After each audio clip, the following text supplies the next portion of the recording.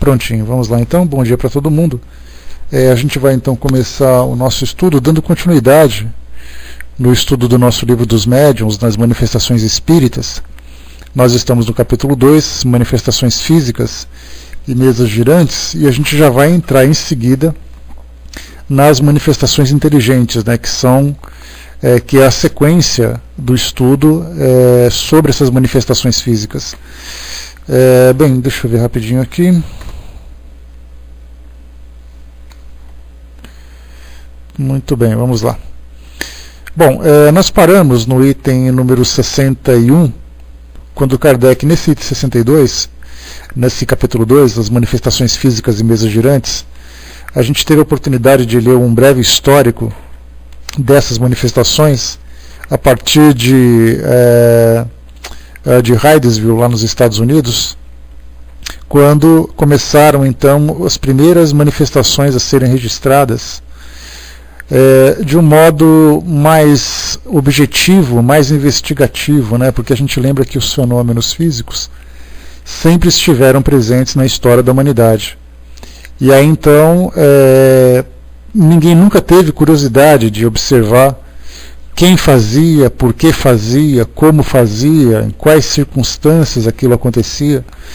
E aí então quando Hydesville teve esse primeiro contato com o mundo espiritual, inclusive a família Fox foi envolta numa névoa de muito mistério naquela época, ora tendo manifestações que não tinham explicações razoáveis, ora situações que beiravam o charlatanismo, né? Então isso acabou sendo envolvido numa situação, num contexto bastante polêmico.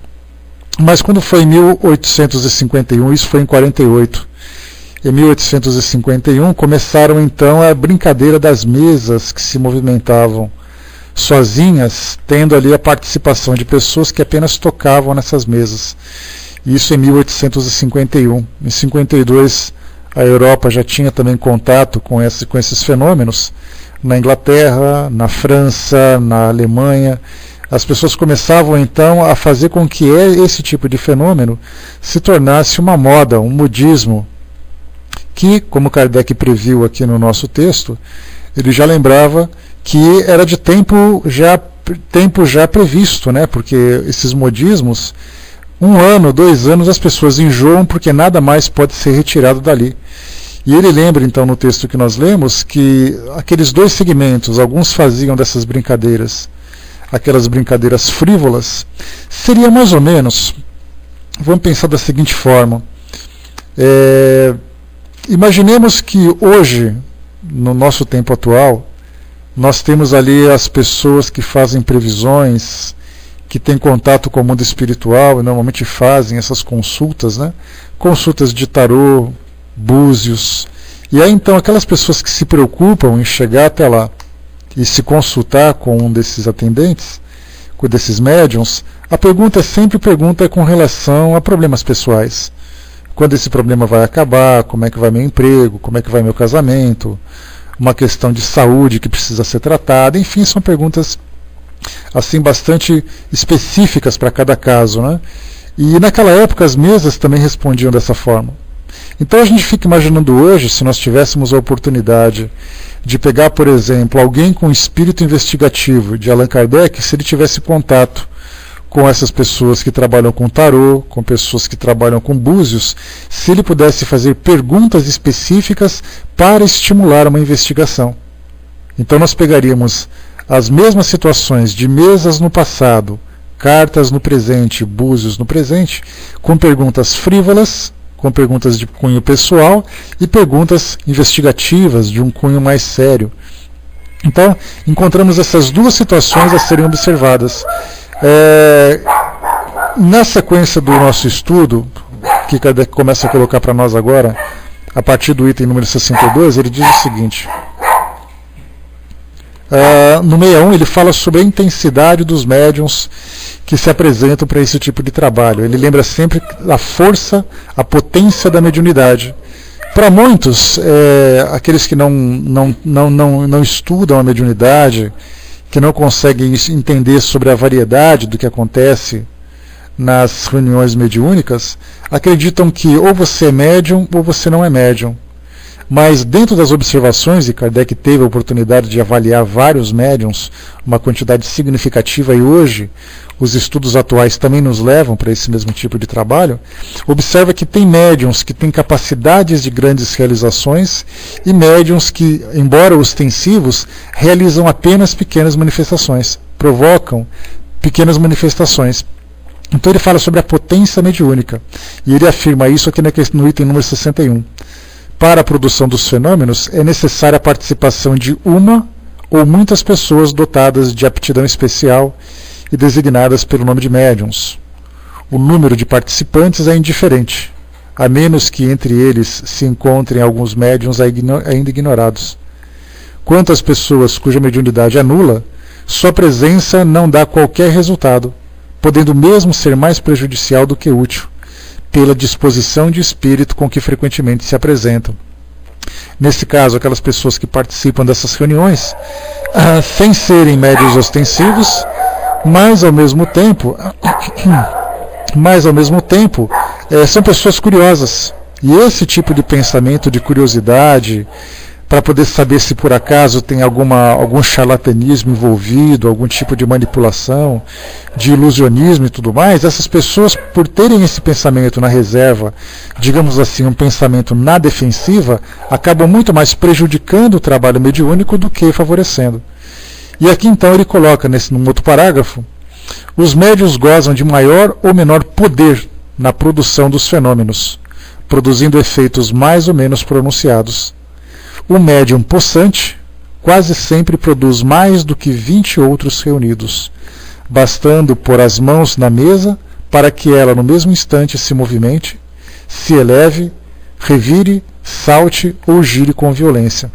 Então mostra que o único médium, dependendo da sua ostensividade ou do tipo de mediunidade que ele possui, ele tem ali grandes capacidades. Basta ver, por exemplo, um Chico Xavier.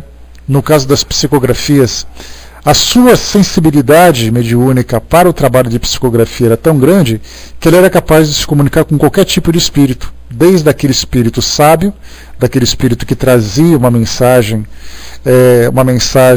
de elevação para aqueles que acompanhavam o trabalho da doutrina espírita, como para aqueles que escreviam livros, como para aqueles que traziam uma comunicação para um ente querido, para aquele que era um suicida, para aquele que era um obsessor. Então nós temos ali vários tipos. Agora, por outro lado, nós temos médiuns que, embora sejam médiuns psicógrafos, conseguem apenas se sintonizar com uma determinada classe de espíritos. Eu só consigo trabalhar, por exemplo, com médiuns, com espíritos que são desencarnados, que queiram se comunicar com seus familiares. E então as comunicações vêm apenas através desses espíritos. E também, nem todos os espíritos, embora tenham a mesma intenção, conseguem também, porque o médium não consegue se sintonizar com eles. A gente vai entender um pouquinho mais como funciona essa comunicação um pouco mais para frente, né, da sintonia das vibrações mentais, da afinidade do perispírito, dos fluidos, né, que acabam se conjugando para poder produzir esse tipo de fenômeno. Então a gente percebe que na psicografia temos esse exemplo clássico. No caso das manifestações físicas, nós temos aquelas pessoas que conseguem produzir determinado tipo de fenômeno, como por exemplo, que seja uma manifestação espontânea, não necessariamente provocada, né? No caso, a espontânea é aquela que o médium não tem vontade de fazer, mas mesmo assim ela acontece. Então, ele está na casa dele e acontece a queda de um objeto. Muito bem, esse objeto caiu, mas isso não é raro acontecer. Mas aconteceu exatamente porque ele favoreceu a produção desse fenômeno.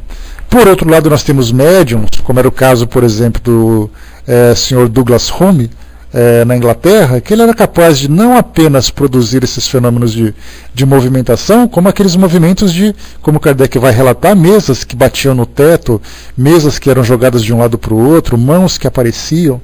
Então a potência mediúnica do médium também faz a diferença na produção desses fenômenos. No item 62, Kardec continua dizendo o seguinte agora, que é o texto que a gente vai entrar. Bom dia, pessoal que chegou. Não há nenhum indício da faculdade mediúnica e somente a experiência pode revelá-la. Isso significa o seguinte, que se eu sendo médium, eu não tenho um sintoma físico ou uma característica física que me mostre que eu sou médium ou não. Não está escrito na minha testa, sou médium. Não há, por exemplo, aquele terceiro olho no meio da testa, como a gente vê nos filmes. Não tem pessoas que têm ali uma mente, um cérebro mais avantajado, não a mente, mas o cérebro mais avantajado. Não tem pessoas que têm características físicas para isso. Inclusive, Raul Teixeira, numa das suas orientações, nos fala exatamente sobre o efeito da mediunidade na sanidade mental das pessoas. E, inclusive, nós fizemos aqui uma palestra há um tempo atrás com o Dr. Alexandre Moreira Almeida, que é psiquiatra lá de Juiz de Fora, e ele, na sua tese de doutorado, estudou exatamente o equilíbrio mental dos médiums espíritas. Fez uma investigação com uma quantidade significativa de médiums, apresentou relatórios específicos da psiquiatria para poder avaliar se a pessoa sofre de algum distúrbio dissociativo, algum distúrbio mental, algum tipo de problema emocional, pelo fato de serem médiums. E a constatação do seu experimento, do seu trabalho, foi exatamente isso, que isso não interfere absolutamente nada na classe social, na sexualidade, na idade, no tipo de fenômeno que ele é capaz de provocar. E no que dizia respeito a Raul Teixeira, ele falava sobre a relação entre mediunidade e doenças mentais. Porque muitas pessoas dizem assim, olha, se você é médium, você corre o risco de enlouquecer. Você corre o risco, por exemplo, de adoecer pelo fato de ser médium.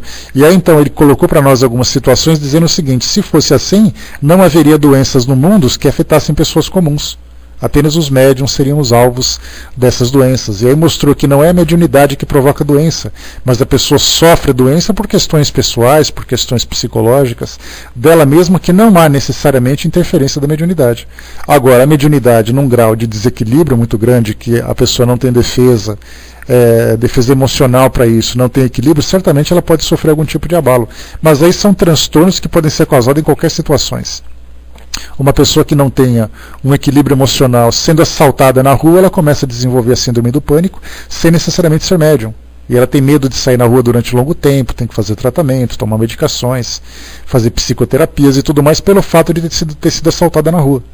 Agora, quantas pessoas são assaltadas na rua e nem por isso deixam de continuar os seus trabalhos, as suas atividades? Então mostra que a fragilidade está na pessoa e não o fato dela ser médium. Por isso, então, ele coloca para nós que a faculdade mediúnica ela não pode ser observada por algum indício exterior, mas ela é percebida pela experiência. Que tipo de experiência? Aquela que pode ser observada através de uma situação provocada, como era o caso das mesas, por exemplo, as pessoas colocavam a mão em cima da mesa e esperavam a mesa se mexer. Se por acaso ele participasse ativamente daquele fenômeno, ele era considerado um médium de efeito físico. Agora tem os casos espontâneos, como a gente observa nos tempos atuais. Como é que nós identificamos uma pessoa que é médium? Ela começa a sentir sintomas, ela começa a ver coisas, começa a sentir coisas, começa a ter uma sensibilidade diferente com relação ao mundo espiritual à sua volta, e aí então ela começa a fazer um estudo, começa a fazer uma avaliação, normalmente numa casa espírita, ou quando não é numa casa espírita, observa ali pela situação do dia a dia, do cotidiano, e aí então percebe que ela é médium. Então, ou você tenta provocar o fenômeno para constatar a sua mediunidade, ou observa os sintomas que você apresenta, os sintomas no sentido de os sinais que você apresenta, né, as percepções que você acaba desenvolvendo. Continua Kardec. Aliás, esse é um fato interessante, porque Kardec sempre lembra que muitas pessoas, aqueles que não têm mediunidade, desejam ser. E eu posso me colocar nessa categoria. E muitos que têm mediunidade desejam perdê-la. Ou seja, tem pessoas que muitas vezes querem desesperadamente se tornarem médiums e começam então a tentar psicografias, tentar experiências e tudo mais, e de repente ela começa a criar fantasias na sua mente como se ela fosse a própria médium. Muitas vezes ela começa a psicografar alguma coisa que na verdade é uma produção do seu subconsciente. Nesse caso, é uma mensagem anímica. Na verdade, ela fala dela mesma, ela fala na sua própria opinião, e ela acredita que esse é um fenômeno mediúnico, porque ela força uma situação, ela força a barra, digamos assim, para poder se tornar médium. Esse é o caso, né, de muitas pessoas que hoje vão aos centros espíritas para tentar serem médiuns, principalmente aqueles que não entendem o compromisso, não entendem a responsabilidade. Ele quer ser médium por uma questão de status. Afinal de contas, você vai no centro espírita e alguém diz assim, eu sou médium. Normalmente para nós que não temos uma frequência nas casas espíritas, para nós que normalmente não observamos o trabalho que é realizado, nós acreditamos que essa é uma posição de status. Ele tem um crachá dourado que está dizendo assim, ó, eu sou médium e o resto é o resto. Então as pessoas querem se tornar médium, de preferência aqueles médiums daquele tipo de mediunidade que mais se destaca. E aqueles que são médiums, muitas vezes que acabam assumindo grandes compromissos, aqueles que acabam sendo absorvidos por esse tipo de tarefa ou sofrem algum tipo de desequilíbrio pelo fato de não terem conhecimento da sua mediunidade, desesperadamente pedem para não ter.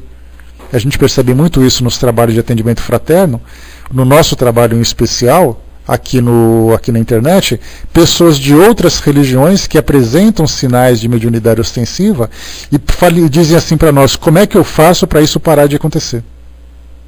Porque não querem sentir aquilo tudo, porque para eles é assustador, não faz parte da sua crença, não faz parte da sua rotina, aquilo acaba provocando situações constrangedoras e ela quer de qualquer jeito perder aquilo tudo. O Brás colocou, né, igual o padre médium de Sobradinho, no Distrito Federal, foi ao Chico para ele tirar a mediunidade dele, né? Pois é, Brás, acontece muito isso.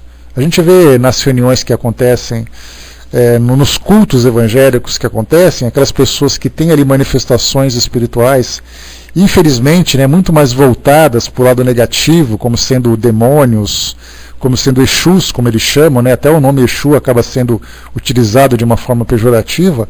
Então eles dizem assim, olha, eu não quero mais isso acontecendo na minha vida. Só que ele é médium.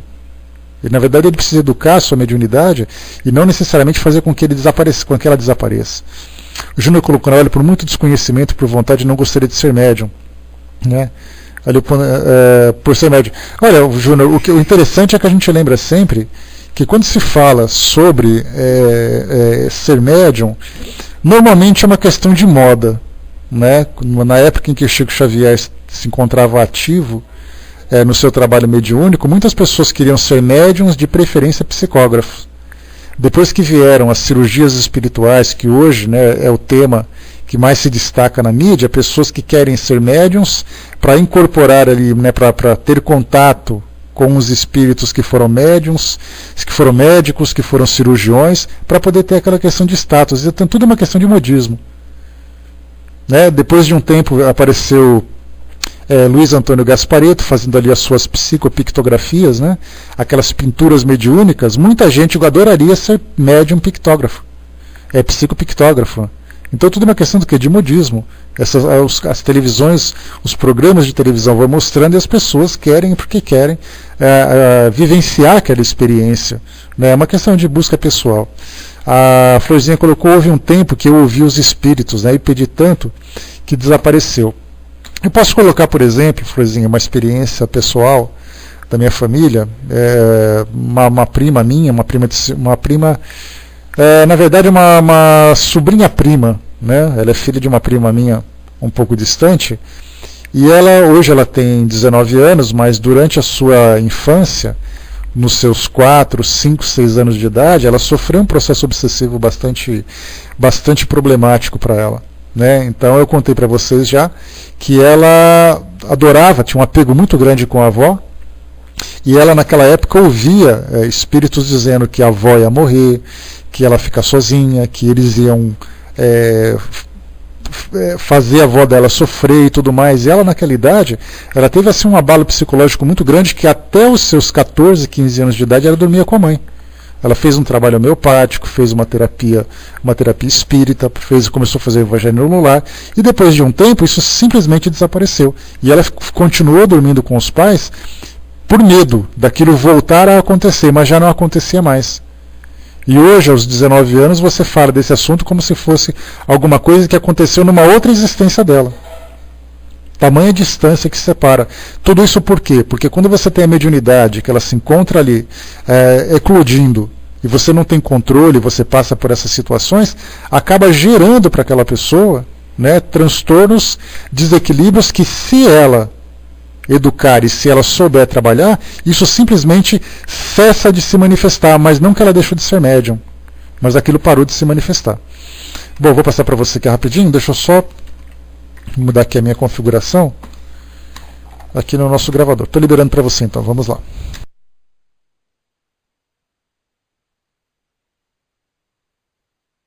Bom dia a todos, bem rapidinho aqui, eu não quero atrapalhar.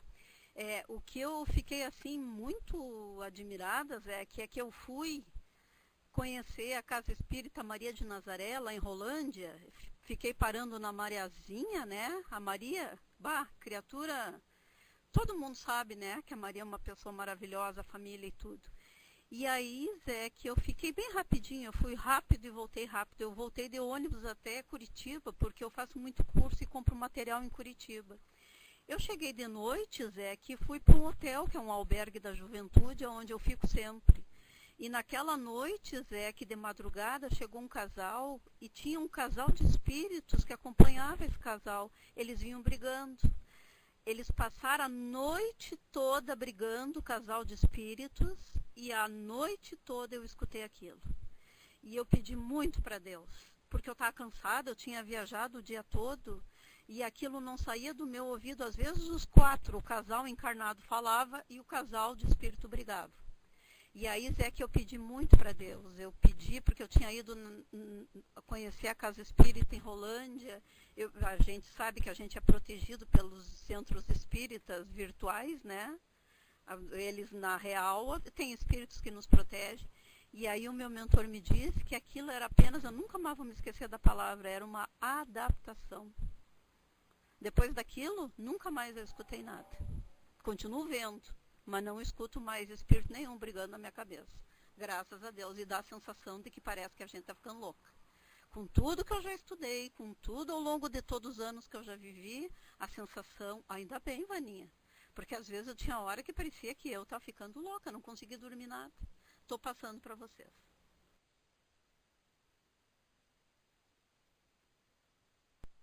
Obrigado, Florzinha. É bacana a gente ouvir assim, esses depoimentos, porque mostram, porque quando a gente lê na teoria, fala sobre mediunidade, fala sobre os médiums, sobre as experiências, é uma coisa, né? Porque isso fica tão distante de todos nós, mas quando a gente ouve um depoimento como o seu, observa uma experiência como essa que eu relatei agora, né, e outras situações que vão acontecendo, a gente vê que isso está mais próximo da nossa realidade do que a gente imagina. Né? A Inês colocou para nós, né, os pais que foram doutor Inácio Ferreira para tirar a mediunidade do filho, né? Esse doutor ficou triste disso, né? Quantos querendo e não tem, aqueles que não têm querem saber, né? O interessante, Inês, é que a mediunidade nos tempos atuais, ela está muito vinculada ao misticismo, está muito vinculada às fantasias que são demoníacas e tudo mais, né? Então, agora que a doutrina espírita começa a ter um espaço, a ganhar um espaço significativo na mídia nesses últimos anos, e mostrando que os médiums são bem equilibrados, atores que são médiums, que fazem novelas, personalidades que surgem, né, na mídia, como por exemplo o Chico Xavier, como mostra, por exemplo, o Divaldo Franco, Raul Teixeira. Então eles começam a mostrar que ser médium não é necessariamente aquele estereótipo de uma mediunidade desequilibrada, ou de algo ligado a imagens, a rituais, como a gente vê muito isso. Ontem, por exemplo, tem um programa no site do UOL, chamado, acho que é Astral o nome dele, e tem lá um rapaz que ele é médium, que chama André também por coincidência, e ele tem ali, ele trabalha com tarô, trabalha com previsões, então de vez em quando ele entrevista um médium, uma pessoa que tem ali uma experiência espiritual ostensiva, que muitas vezes até inconsciente. Então ele entrevista, por exemplo, uma pessoa que se considera bruxo, né, uma bruxa, um cigano, um médium que trabalha mais numa escola esotérica, então outro que é médium da Umbanda. Então começa a mostrar essas variedades de mediunidade nessas várias áreas diferentes, uma diferente da outra, e trazendo características que para nós, que não temos contato com essas doutrinas, para nós acaba sendo assustador. Então quando você fala assim, eu queria muito ser médium, de repente você vê uma imagem do candomblé onde tem uma pessoa ali com charuto, dançando, rodando, com uma faca na mão. Você fala, se eu tiver que ser médium daquele jeito, eu prefiro não ser. Ou então você vê o médium na televisão, que é uma cigana, que é uma pessoa lá por exemplo, eu me esqueço sempre da Tia Neiva Abraço, como é que chama lá em cima? Lá em Brasília. Eu me esqueço o nome daquele lugar, meu Deus, eu não consigo gravar. Como é que chama? Lá em Brasília, naquela região onde tem ali um trabalho. Vale do Amanhecer, obrigado. Vale do Sol, Vale do Amanhecer, Armando. Isso aí. Então quando a gente pega, por exemplo, um documentário, uma reportagem sobre o Vale do Amanhecer, você vê o médium vestido com aquelas roupas esotéricas, aquelas roupas extravagantes, e você olha assim, fica... Esotérica não, extravagante, né? Que você vê assim e fala assim, bom, se eu tiver que ser médium vestido daquele jeito, eu prefiro não ser. Aí a gente começa a pegar Chico Xavier, começa a pegar o Divaldo, começa a pegar o documentário que fala da Dona Ivone, que fala sobre a Sueli Caldas Schubert e outros médiums que vão surgindo, né, que muitas vezes não aparecem na mídia da forma como esses apareceram, mas que mesmo assim quando aparecem mostram um equilíbrio, uma serenidade, que são pessoas absolutamente comuns. A gente começa a mudar o modo de pensar da mediunidade. Isso para aqueles que têm vontade de ser médiums, que têm um contato próximo com a doutrina espírita. Agora, para aqueles que são de outras religiões, que tem aquele dogma dizendo que não é permitido que isso aconteça, não é permitido, toda vez que isso acontece é coisa do demônio e tudo mais, então você já cria na sua mente um bloqueio. E quando você tem sinais da mediunidade, você quer desesperadamente se livrar daquilo. Porque isso provoca em você não apenas um transtorno no seu cotidiano, mas um constrangimento e um choque muito grande com a fé que você abraça. Esse é o grande problema. O que você acha da mediunidade João de Deus, o Dr. Hirota, que apareceu na reportagem do SBT? São médiums que não são espíritas. É importante a gente sempre lembrar que mediunidade não é uma propriedade, não tem ali os direitos autorais da doutrina espírita. São médiums que trabalham nesse campo dos tratamentos de saúde. São médiums que têm ali reconhecimento por aqueles que fizeram tratamento, tem aqueles que se queixaram de certa forma por não terem sido atendidos da melhor forma, mas isso também é falta de esclarecimento, porque todo mundo acha que quando você vai fazer um tratamento espiritual, obrigatoriamente você vai ser tratado. Só que a gente sabe que não é assim. Então o que eu penso desses médios? São médios ostensivos, estão fazendo um trabalho belíssimo. A gente espera que tudo aquilo que aconteça nos bastidores desse trabalho sejam condutas dignas, sejam condutas nobres, sejam bem inspiradas pelos espíritos amigos que estão sempre assistindo nós encarnados, como acontece em qualquer casa espírita. Porque você pode perguntar, o que eu penso de João de Deus? Eu poderia colocar, o que eu penso do Chico Xavier? Eu penso que o trabalho que ele demonstra para nós é um trabalho digno, mas o que acontece no centro espírita dele, pelo que a gente conhece dele, que é muito próximo do nosso trabalho, também é um trabalho com a mesma dignidade. Assim a gente espera que esses médiums também tenham essa mesma dignidade e que continuem fazendo esse trabalho belíssimo, que pelo menos assim à distância a gente tem acompanhado. Mas eles não são espíritas, então o método de trabalho deles não deve ser comparado com aquilo que acontece dentro de uma casa espírita, né? O Armando colocou, né? Pois é, a mediunidade existe desde o Conheço o Mundo, né? A forma que se manifesta é difícil de se aceitar, porque sempre teve em volta nesse misticismo, nessa coisa de mistério, né? Porque durante muito tempo sempre falava assim, o médium é uma pessoa especial porque ela é escolhida para que os espíritos possam se comunicar. Então, desde aquela época, os médiums sempre foram colocados num patamar superior da sociedade. Só que, na verdade, hoje a doutrina espírita mostra que os médiuns não apenas são pessoas comuns, como são trabalhadores que têm grandes responsabilidades nessa tarefa. Esse é o mais importante. O Braz lembrou que Tia Neiva um dia conversava comigo com palavras e conversava com o espírito que dava de uma moça, né, ao mesmo tempo. Quando ela olhava para a moça, piscava e silenciava, né? Pois é, uma experiência interessante, né, Braz? Né? Eu ontem mesmo, como eu comentei com vocês, eu assisti a essa entrevista, né, esse programa astral que tem no UOL.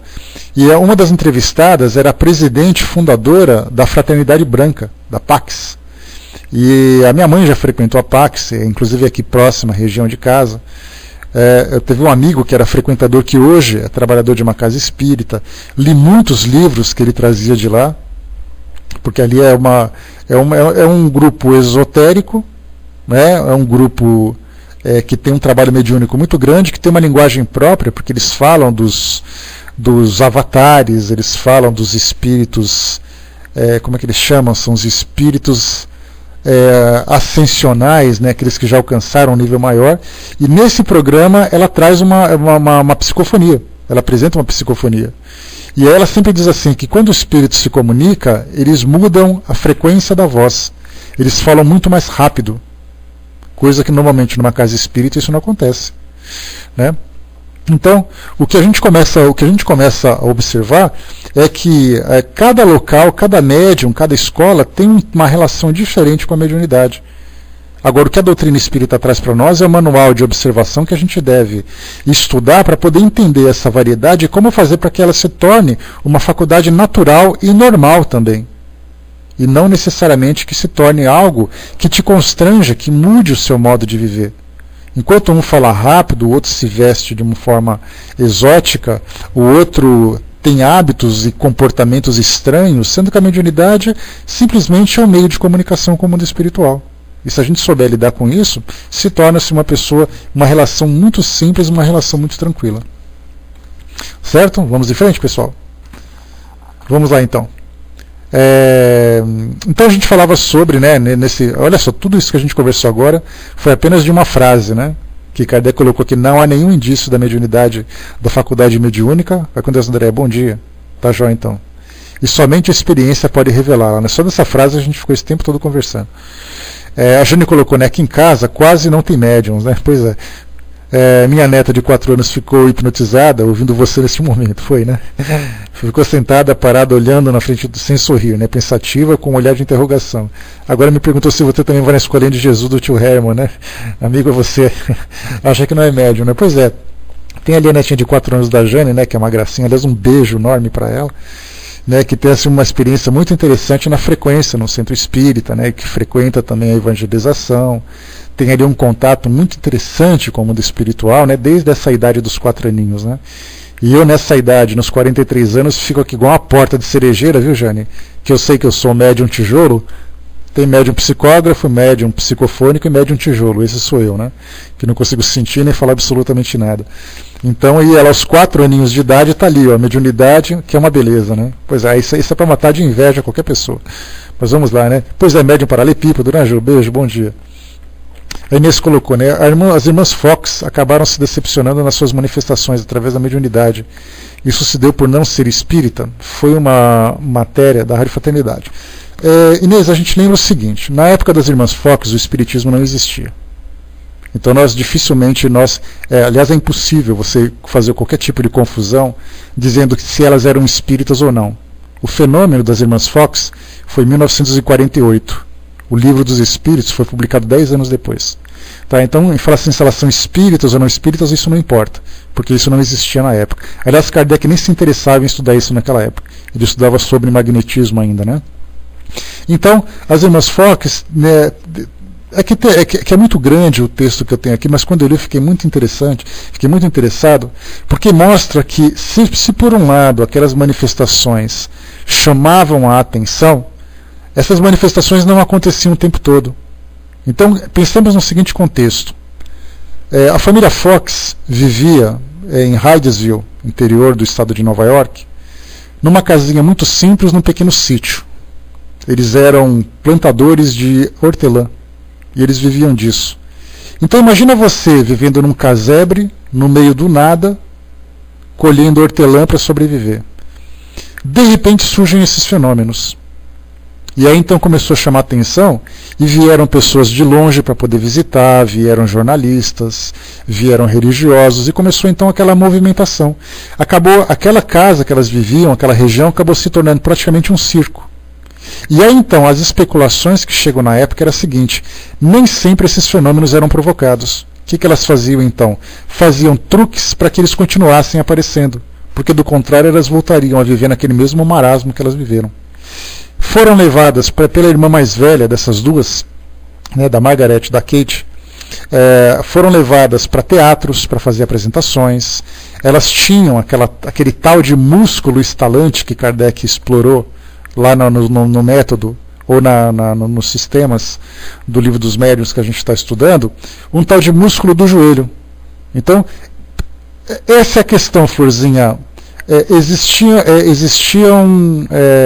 situações que não havia explicação. Por outro lado, eles percebiam que estava havendo uma manipulação. Então elas oscilavam entre aquilo que era real e aquilo que era mistificador. Por isso, então, elas ficavam sempre na dúvida. Artigos foram publicados, principalmente de comunidades evangélicas, lá nos Estados Unidos, dizendo que tudo aquilo era tudo mentira, que não valia nada e coisa e tal. E elas viajaram para a Inglaterra, elas apresentavam. Então a irmã mais velha dela percebia que isso dava dinheiro. E essas apresentações eram cobradas. Então muitas pessoas que iam assistir essas apresentações já iam desconfiadas porque tinham que pagar para assistir. E nós lembramos que todos os palcos, as casas, normalmente eram de assoalhos de madeira. Afinal de contas, em regiões frias, você tem um piso de azulejo, um piso de lajota, você sofre um frio dobrado, né? Então coloca um piso de madeira. Qualquer barulho que você faça, um estalado de dedo, faz um som, né, com uma certa acústica, um barulho maior. Então imagina você numa sala com aquela penumbra, né, com aquela luz distante, todo mundo sentado em silêncio, de repente a madeira faz um estalo, poc. Aí você faz uma pergunta, tem alguém aí? Aí faz poc, poc. Eles não sabiam se elas estavam estalando os dedos, estalando o joelho, ou se isso era uma manifestação. Então, independente disso, quando esses fenômenos começaram a perder um pouco do interesse das pessoas, outros fenômenos começavam a surgir, como o caso das mesas girantes. Então aquilo começou a despertar a curiosidade, foi dando uma sequência. Então, para nós espíritas, coisa que eu não concordo, normalmente diz assim, o espiritismo começou com as irmãs Fox. Eu não coloco assim. O espiritismo começou com os estudos de Kardec. Aí sim você pode colocar que o espiritismo começa a partir dali. Porque se você colocar as irmãs Fox como ponto de partida, eu volto no Antigo Testamento e pego Moisés recebendo os 10 mandamentos, que também é um fenômeno mediúnico. Então, as irmãs Fox, por ter essa polêmica toda e por não ser o único fenômeno observado, eu coloquei para vocês no início que ele foi assim mais observado de perto pelos jornalistas, pelos curiosos, pelos cientistas e coisa e tal. Mas eu não vejo aquilo como o marco do espiritismo. O marco do espiritismo, para mim, foi o início das investigações de Kardec. Né? Então, lá em cima, a Inês perguntou para nós aqui, né? No caso, né? Para mim também, Armando, não tenho dúvida com relação a isso, mas a gente coloca sempre o marco, né? Mas as irmãs Fox, elas sempre foram muito polêmicas. Se você colocar a doutrina espírita começando com as irmãs Fox, você vai ter um começo extremamente duvidoso. Então a gente tem que começar com a certeza, com aquilo que é real, e não aquilo que não é real.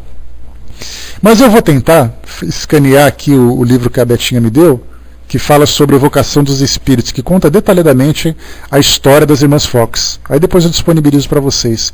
Eu comecei a ler, eu ia até fazer um estudo sobre isso, porque eu fiquei tão empolgado, mas eu percebi que eram 8, 9, 10 páginas, a gente ia parar o nosso trabalho do Livro dos Médiuns para falar sobre a vida das irmãs Fox, coisa que é um estudo, digamos assim, paralelo que cada um deve fazer. Mas eu vou tentar fazer isso direitinho para vocês terem isso à disposição.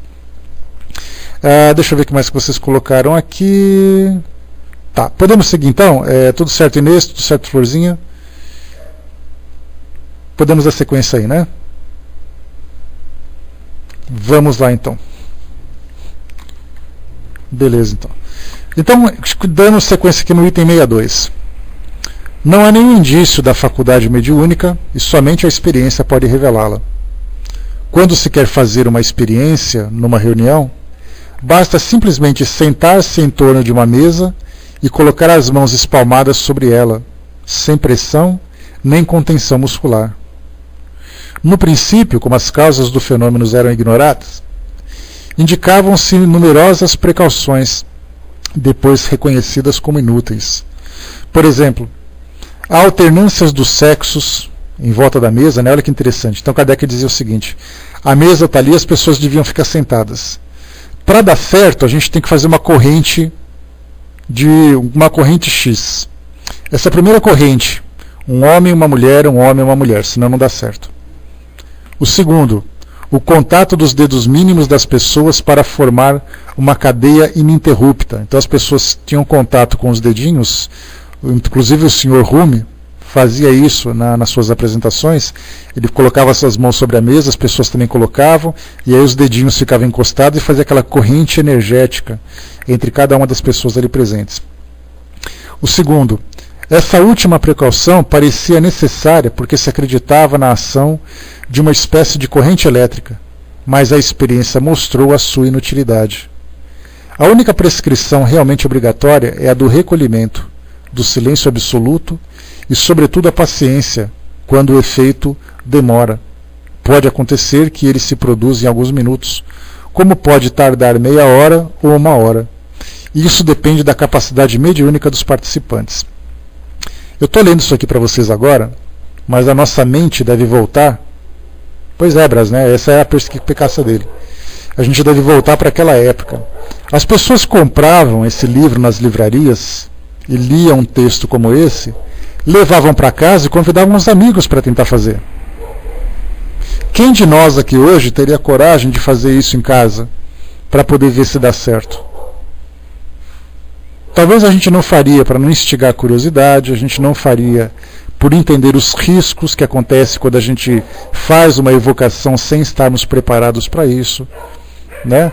Então, muitas pessoas deixam de fazer por uma série de motivos. Mas naquela época as pessoas eram curiosas, porque as mesas girantes eram uma moda. Se você faz aquilo, se você faz isso num café, se você faz isso numa sala de reuniões, você pode fazer em casa também. Então isso aqui, na verdade, era uma forma de dizer para as pessoas o modo correto de se fazer, porque elas já estavam fazendo. Não era um convite, olha, faça você também em casa. É o contrário daquela propaganda, né? Não façam em casa. Aquilo não era um convite para fazer em casa, mas era assim, ó, já que você está fazendo, presta atenção porque você tem esse e esses critérios a serem observados. Passando para você, Braz, vamos lá? Deixa eu passar aqui, liberando.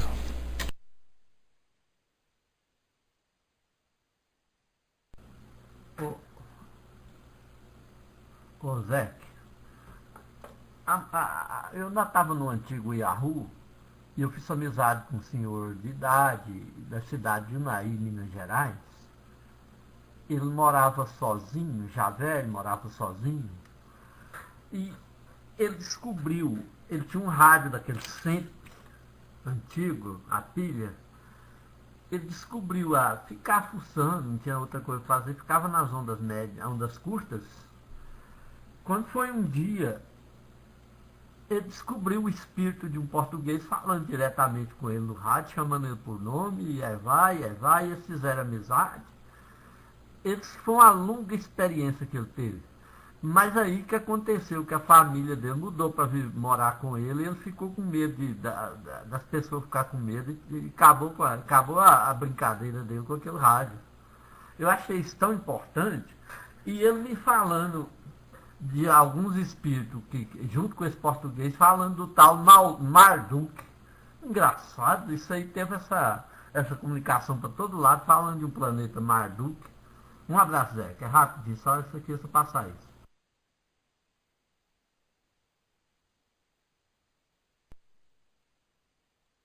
Legal, Braz, bacana a sua lembrança. É o caso, por exemplo, a gente lembra que a transcomunicação instrumental ela nada mais é do que as mesas girantes do século XXI. As pessoas estão fazendo experiências, tanto que tem um filme com Michael Keaton chamado Vozes do Além. Nesse filme, ele perdeu a esposa, que ele era apaixonado por ela, e aí então ele é procurado por uma pessoa que tem esse trabalho de transcomunicação. Aí ele vai visitar essa pessoa e percebe aquela parafernália de equipamento de vídeos, de televisores, de gravadores e coisa e tal. E ele então compra para ele também. Compra ali 2 televisores, 2 vídeos, amplificadores e não sei o que, para poder reproduzir essa experiência em casa e dar certo. Só que de um modo bastante problemático, porque eram espíritos obsessores que estavam ali presentes, e aí rola toda a trama do filme. Mas a Sônia Rinaldi, por exemplo, que é uma das grandes experimentadoras da transcomunicação instrumental aqui no Brasil, ela relata, inclusive ela foi já em programas de televisão, já levou ali o seu livro para ser divulgado. Inclusive eu tenho aqui áudios, quando a gente for estudar um pouquinho sobre isso, a gente vai ouvir alguns áudios sobre transcomunicação instrumental, que ela faz o estudo, né? Não, eu nunca tentei falar com ela, Brás, né? Por falta de tempo também, para poder tentar estabelecer um contato com ela, a gente tem que parar de fazer outras coisas. E eu queria contatar muita gente que infelizmente eu não tenho possibilidade, né? E aí então, nesse caso, de 2008 até 2010, esse era um tema bastante investigado pelas pessoas, né? Centros espíritas montando grupos especiais para estudos da transcomunicação, pessoas fazendo experiências em casa. Na década de 90, me lembro que as pessoas diziam assim: olha, se você quer gravar uma transcomunicação, põe a sua televisão num canal fora do ar, num canal que não tenha nada, liga o seu vídeo, a sua filmadora de frente para essa tela e deixa gravando durante algumas horas. Depois você volta essa fita e observa se foi gravado alguma coisa, porque os nossos olhos não são capazes de captar algumas imagens que aparecem ali, até porque a gente não teria paciência para ficar sentado o tempo todo, né? Então, assim, na década de 90 isso era bastante comum. As pessoas diziam: façam isso que você vai receber imagem do além e coisa e tal, né? Então essas experiências que as pessoas vão buscando nada mais é do que uma forma de satisfazer essa curiosidade, que de fato chama muito a atenção. No caso desse senhor que você colocou, ele fez ali por acaso, encontrou uma frequência onde tinha uma comunicação com o mundo espiritual, que pode ser legítima ou não, né? Pode ser legítima ou não, de acordo com o resultado que ele obteve, né? Mas a questão né? A gente sempre fica naquela questão. Não é o fato de você estabelecer uma comunicação, mas o que você vai fazer com essa comunicação. Porque era o que acontecia na época das mesas girantes. As pessoas faziam a comunicação, mas a pergunta é: qual era o proveito que você tirava disso? Foi aí que entrou aquela questão das frivolidades e das experiências sérias. Armando colocou: mais nada disso pode acontecer se não tiver um médium consciente ou não para doar o fluido, né? Exatamente, porque a transcomunicação ela necessita de um médium de efeitos físicos. Porque as ondas eletromagnéticas, para captarem esses pensamentos, elas precisam de uma interferência material. E essa interferência material é exatamente o médium que está ali presente.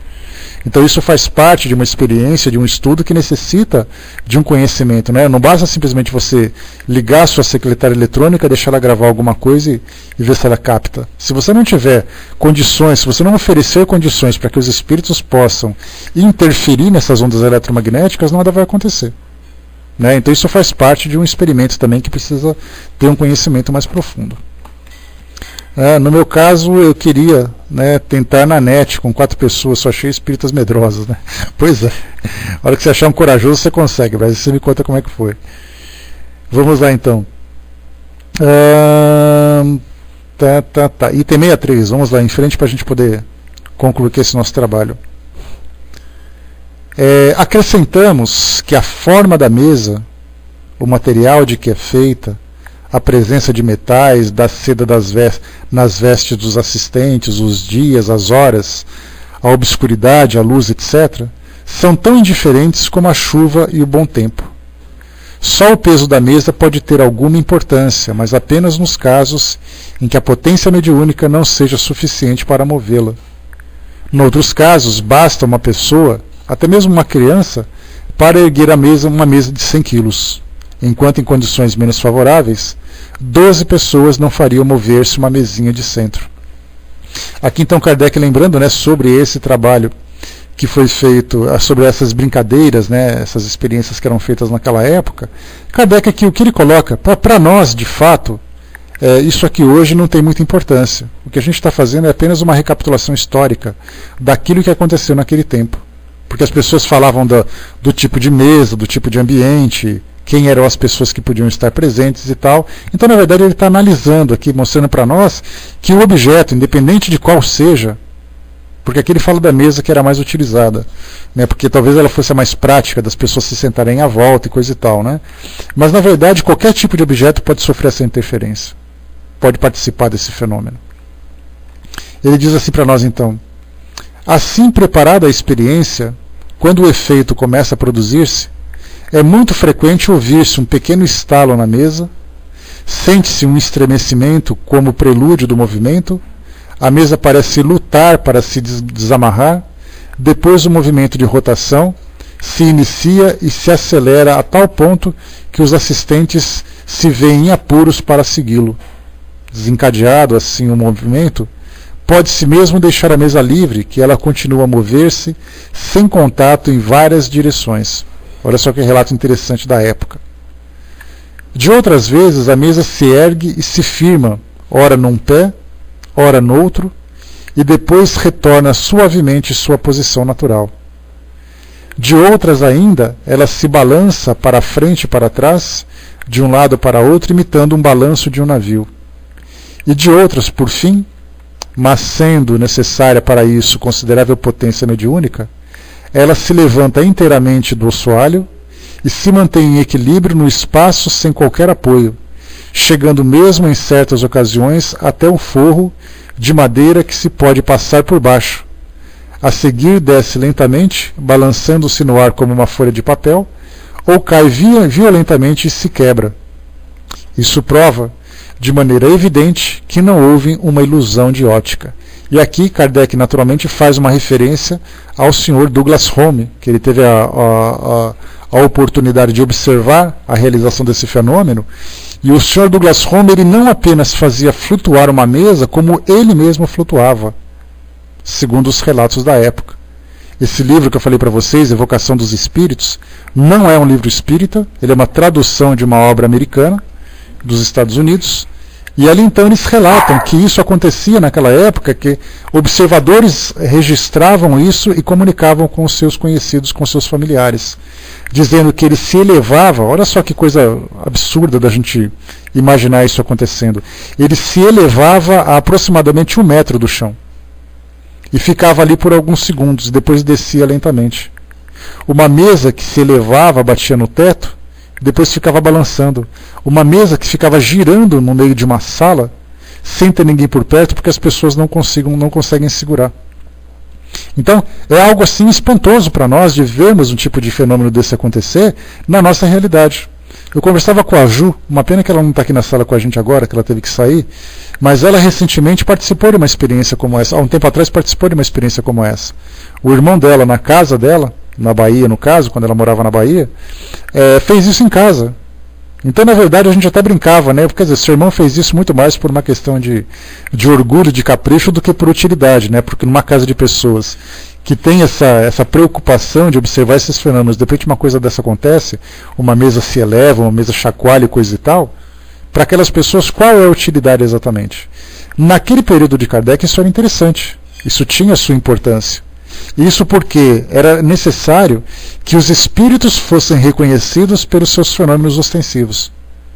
Não adiantava vir coisa da intuição, dizendo assim, eu estou ouvindo vozes, alguma coisa me disse durante o sono. É necessário que uma mesa se mexesse de um lado para o outro para as pessoas acreditassem para que as pessoas acreditassem naquilo. Daí então a ostensividade, né? Eu acho que hoje, Brás, eu não vejo com tanta importância, porque a comunicação com os espíritos tomou hoje outra proporção, como por exemplo, é muito mais importante do que uma mesa chacoalhar de um lado para o outro, é uma comunicação de um ente querido desencarnado trazendo detalhes da comunicação. Porque aí a gente sai dos fenômenos físicos e entra nos fenômenos intelectuais. E como Kardec coloca, passado esse tempo todo, se as pessoas não acreditam no fenômeno físico, você tem que buscar pela inteligência, você tem que buscar pela razão, né?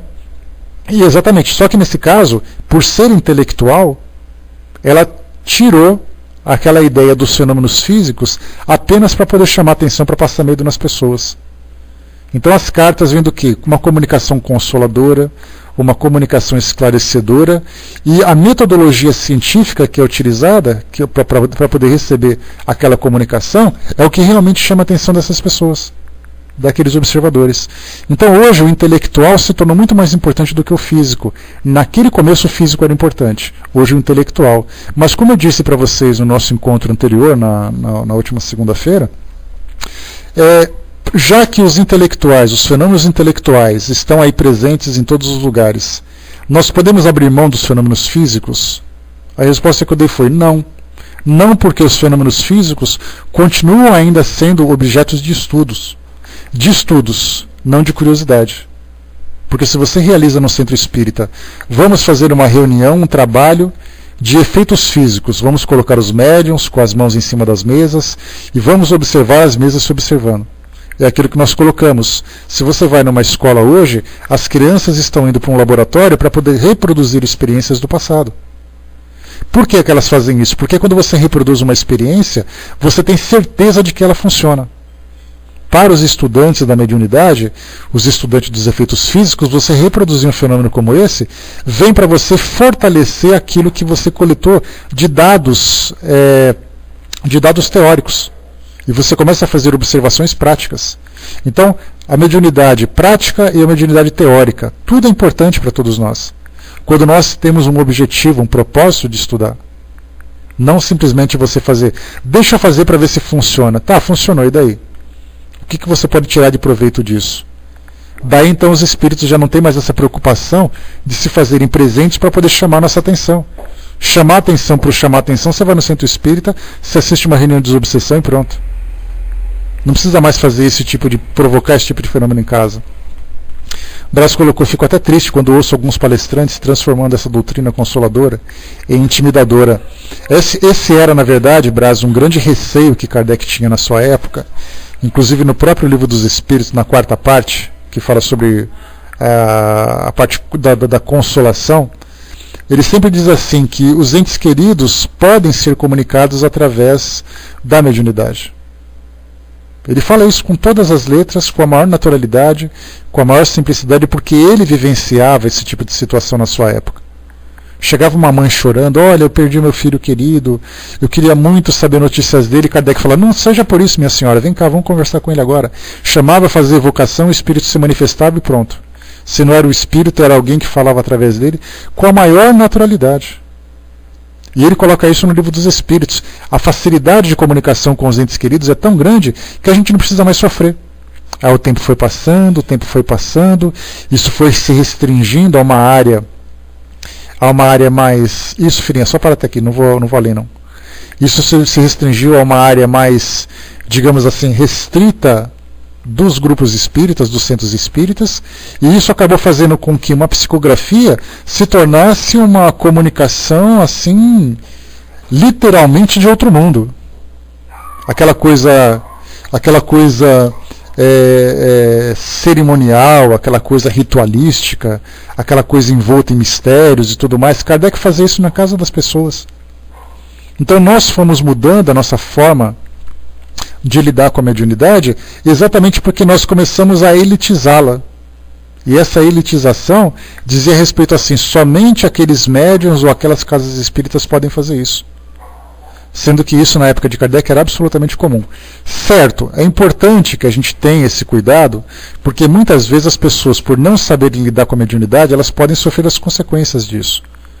Uma ilusão, um processo obsessivo, uma desilusão. Então é necessário que esse tipo de prática seja bem regido, seja bem regulamentado e coisa e tal. Então, se na época, né, quando a gente falava que Kardec fazia na casa das pessoas, a gente está falando de Kardec. Uma pessoa que tinha um grande conhecimento, uma pessoa que sabia o que estava fazendo e coisa e tal. Né? Como é que está o som, pessoal, por favor? Ótimo, né? Beleza. Então, ele sabia o que estava fazendo. Agora, se você fala para a dona Mariazinha, para o seu Chico, para o seu Zé, que vai querer fazer em casa uma evocação como essa, qual é o preparo que eles têm, qual é o entendimento que eles têm da mediunidade? Né? Então a gente acabou, de certa forma, restringindo isso por um certo cuidado, mas esse cuidado acabou se tornando excessivo. Porque criou esse misticismo em cima da mediunidade, inclusive dentro dos próprios centros espíritas. A Jane colocou, né, Kardec afirmou na questão 62 ser necessário recolhimento absoluto, silêncio, sobretudo paciência. Né, aqui nesse item 62 que a gente viu, prescrição obrigatória para a prática da mediunidade em relação à doutrina espírita. Isso para muitos ainda é difícil, mas o mais importante do que recolhimento, silêncio e paciência, Jane, é o objetivo. Qual é o objetivo das pessoas fazerem essa evocação? É isso que eles perderam. Quer dizer, vamos fazer por fazer. Vamos fazer por uma brincadeira, vamos fazer para experimentar, vamos fazer isso, fazer aquilo. Porque na verdade não tinha um propósito. Quer dizer, vamos fazer para a gente observar, para a gente estudar. A gente lembra que o estudo, de modo geral, ele acaba sendo um grande obstáculo para todos nós. Tanto é assim que na escola, né, tanto que na escola, as nossas crianças, nós, de modo geral, estudamos muito mais por obrigação do que por vontade. Então, se naquela época a gente tinha obrigação de estudar, hoje a gente tem a opção de estudar. E basta você ir frequentar uma casa espírita e perceber a quantidade de frequentadores e a quantidade de estudantes. É coisa assim de 10 para 1. Para cada 10 frequentadores de uma reunião pública, um se torna estudante, que vai para a sala de aula, que se debruça sobre os livros, que faz pesquisa, que estuda e coisa e tal. Então isso mostra para nós que o estudo ainda acaba sendo algo muito difícil. E os Espíritos nos orientam, né? Amai-vos, eis o primeiro mandamento, instruí-vos, eis o segundo. E essa instrução é exatamente isso, nós estudarmos, nos dedicarmos ao conhecimento e ao entendimento. Mas mesmo no estudo também, a gente percebe que a gente vai desfiando ali o novelo, que a coisa vai se complicando, né? Mesmo no estudo, acaba tendo ali os seus cuidados, as suas precauções. Porque às vezes a gente se preocupa tanto em estudar que se esquece de praticar. Então tudo tem que ser mantido com muito equilíbrio, com muito cuidado. Quer dizer, você estuda para se instruir, mas busca um objetivo para que você possa fazer as coisas. Saiba fazer, pergunte a quem sabe, busque um exemplo, participe, troque experiências e coisa e tal. O Braz colocou, né? Eu usava no trabalho de um médium, eu usava o trabalho de um médium católico para algumas experiências. Ele era tão simples que acendia velas, ajoelhava em frente ao altar e ajudava todo mundo, né? No caso era um médium que não era necessariamente espírita, né? A Jane colocou, se você observar na 62, Kardec colocou uma explicação antiga, né? Primeiro parágrafo. E aqui precisamos está no segundo, né? Exatamente, né? Então, assim, o que a gente vê, assim, realizar aquela experiência é fácil de fazer. Agora, tirar o bom proveito dela, a gente não consegue ver isso nos tempos atuais, né? Infelizmente. Né? O Décio colocou, né? Parece um pouco feiticeiro, né? Muitas vezes, Décio, você pega pessoas que são muito... por exemplo, uma benzedeira, que nada mais é do que uma médium de cura, ela normalmente está muito ligada à fé católica. Então ela faz ali a sua oração no terço, acende a sua vela, para poder fazer depois o seu trabalho. Né? Então, quer dizer, se ajoelhava em frente ao altar, acendia as suas velas, na verdade ele está fazendo ali a prática que ele aprendeu numa igreja, não necessariamente como feiticeiro. Se você vai numa igreja, você encontra velas acesas, altares e pessoas ajoelhadas.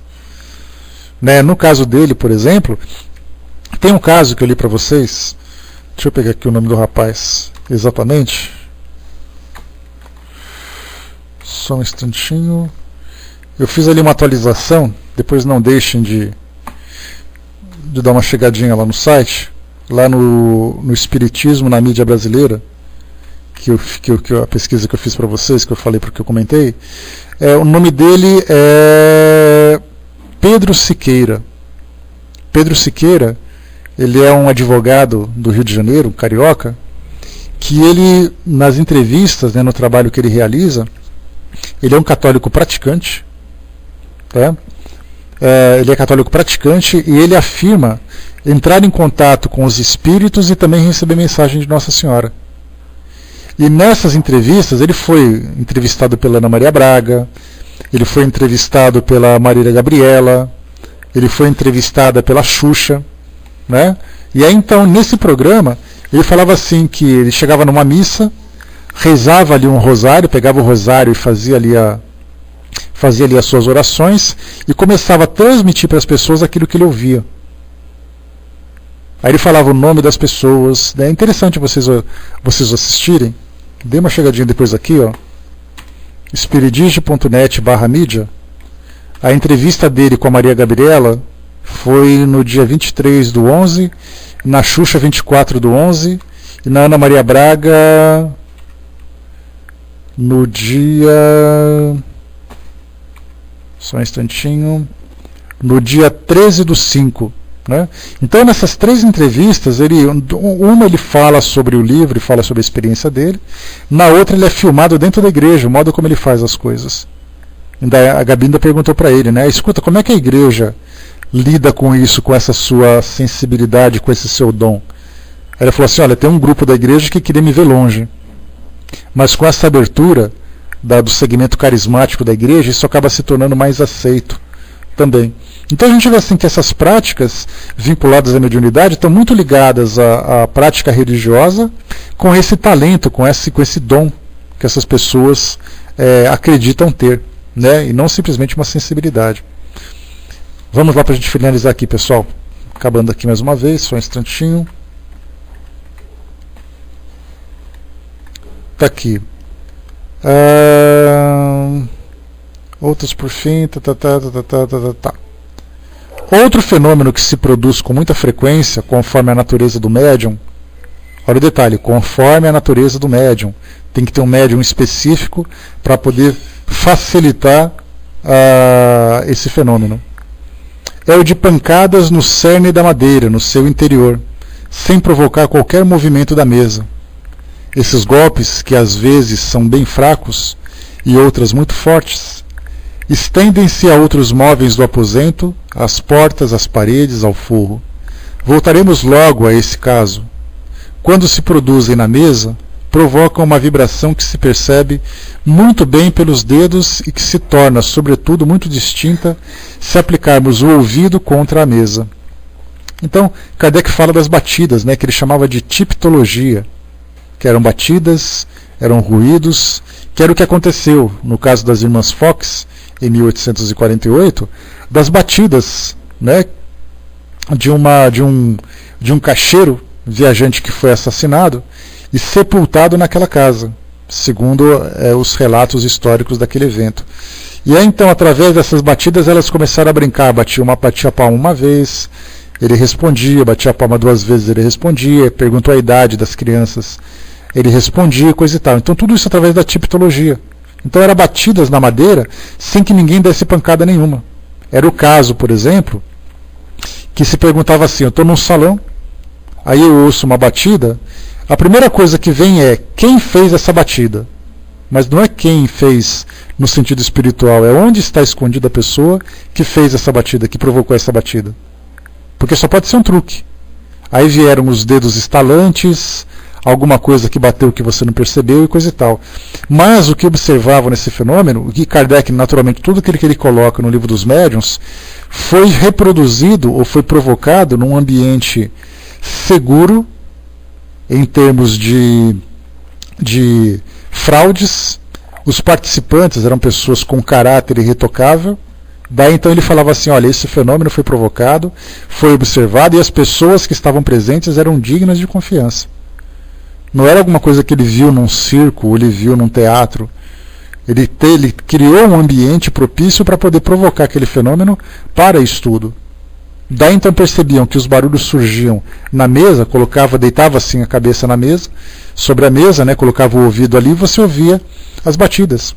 E o interessante foi que não apenas essas batidas aconteceram, mas o mais interessante é que depois elas começaram a responder, que vai ser exatamente o conteúdo do nosso próximo estudo, do capítulo 3, que trata das manifestações inteligentes, porque ele continua falando das mesas, das batidas, mas ele fala também das respostas. É mais interessante. E um outro detalhe dessas batidas, o que hoje é bastante frequente nas histórias de assombração, é você andar, por exemplo, por uma casa assombrada e você ouvir batidas. Uma porta batendo com a porta aberta, uma janela batendo com a janela trancada, um barulho de pessoas andando sem ninguém estar andando. Quantas vezes as pessoas ouvem isso, né? Eu ouvi passos, poc, poc, poc.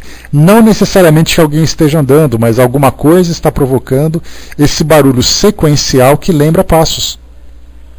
As histórias que acontecem, por exemplo, no Museu Imperial do Rio de Janeiro, nos museus daqui de São Paulo, aqueles que são os vigias, né, os vigilantes, que são os funcionários que estão ali trabalhando até altas horas, de repente fala assim, olha, eu ouvi passos no corredor, quando eu fui olhar não tinha ninguém. Isso nada mais é do que a tiptologia. No caso, correntes sendo arrastadas, outro tipo de fenômeno, Miriam, porque nesse caso não são relacionados com batidas, mas são outro tipo de sons que essas pessoas ouvem. Agora, como eles produzem esses sons, a gente não sabe. E esses sons que são ouvidos, no caso, poderia ser colocado mais ou menos como se fosse o de voz direta, ou da pneumatografia. Ou pneumatofonia, né, que é a voz que vem do nada, uma voz que vem do além, que não é só o médium que ouve, mas as pessoas todas presentes ouvem uma voz. Assim como elas ouvem a voz, ela ouve também barulhos. Quem nunca ouviu aquelas histórias de uma criança gritando num quarto escuro no fundo do corredor? Quando você vai chegar lá não tem ninguém. Aí você pergunta, você também ouviu? Ele fala, sim, eu também ouvi. Para quem gosta das histórias de fantasmas, né? Dê uma chegadinha lá naquele programa dos Caça-Fantasmas, que costuma passar no canal Sci-Fi.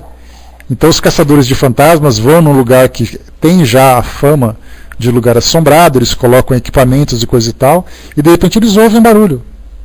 E gravam esse barulho, isso que é mais interessante, porque eles colocam equipamentos de áudio e vídeo, e também para captar a frequência eletromagnética, e termômetros também, porque segundo eles apontam nesses trabalhos, quando tem uma entidade, ou quando tem um espírito próximo, a temperatura costuma baixar. Costuma sair aquele vapor da boca, né, os termômetros registram ali uma queda e coisa e tal. Então, nesse caso da tipologia, que são esses barulhos feitos nas mesas, são típicos barulhos que nós ouvimos nas histórias de terror, nas histórias de assombração. Né? Então, dessa forma, o que a gente começa então a compreender nesse trabalho? Que ele não fica restrito apenas a uma experiência feita dentro de uma sala, mas contadas aos quatro ventos. Basta apenas que a gente tenha ali a contextualização daquele fenômeno. Né? Quer dizer, você registrou que ele aconteceu em tal lugar, como é que a gente pode encaixar nos estudos que a gente vem fazendo? Aí fica fácil da gente poder identificar as coisas que acontecem. Mas muito bem, a gente viu que os barulhos acontecem, os espíritos provocam, mas como eles fazem isso? Que tipo de energia, que tipo de fluido que eles utilizam para poder fazer com que uma mesa provoque um tipo de barulho desse? Kardec vai apresentar para nós aqui algumas ideias, né?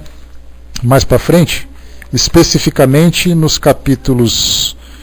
capítulo 5, manifestações físicas espontâneas, no 4, teoria das manifestações físicas, movimentos de suspensão, ruídos, aumento e diminuição de peso de corpos. A gente vai estudar o capítulo 3, depois o 4, que ele vai falar como os espíritos utilizam o fluido, porque lembra que no começo ele falou sobre perispírito. De perispírito envolto num fluido, esse fluido interagindo com a matéria e coisa e tal. Como é que isso funciona exatamente? Então, meus amigos, a gente fecha por aqui esse nosso capítulo, esse nosso estudo. Tratamos das manifestações físicas e mesas girantes. No próximo capítulo 3, na semana que vem, a gente vai estudar sobre... Vai com Deus, Júnior, bom dia.